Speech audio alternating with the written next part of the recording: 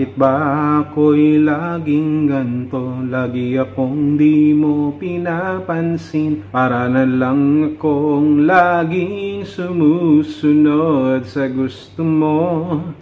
Lagi kitang inaalala kahit di mo ako pansin.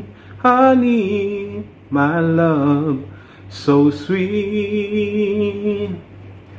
Kahit sino ka pa, basta't mahal kita. Lagi na lang akong sumusunod sa'yo. Mahal kita at yan ay totoo.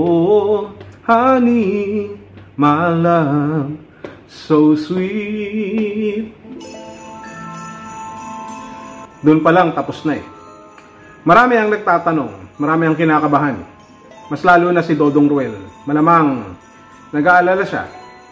At baka, alam nyo na, mapurnada pa ang kanilang pag-iibigan. Here we go again.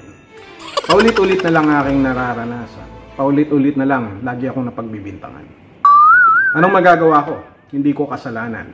Kung sakasakaling ang inyong pagmamahalan ay dumating na sa hangganan. Ayos ba? Pero hindi yun. Huwag ka mag-alala, Insan Ruel, sapagkat hindi na ako siguro makakapunta pa. Una, ayokong magkaroon ng kontrobersya. Pangalawa, ayokong masira ang inyong pagtitinginan ng dahil lamang sa akin. Sapagkat, as far as I am concerned, alam kong abala na kayo sa paghahanda dito sa debut ni Rachel. At nakikita naman natin na talaga namang bongga. Pictorial pa lang, photoshoot pa lang, talaga namang masasabi natin na excellent. Pwede mo nang pusuan ng marami. Kaya ngayon pa lang, doon sa mga taga-suporta ng Rochelle, huwag kayong mag-alala sapagkat handa akong makita na maging masaya si Ruel at si Rachel sa okasyon na ito.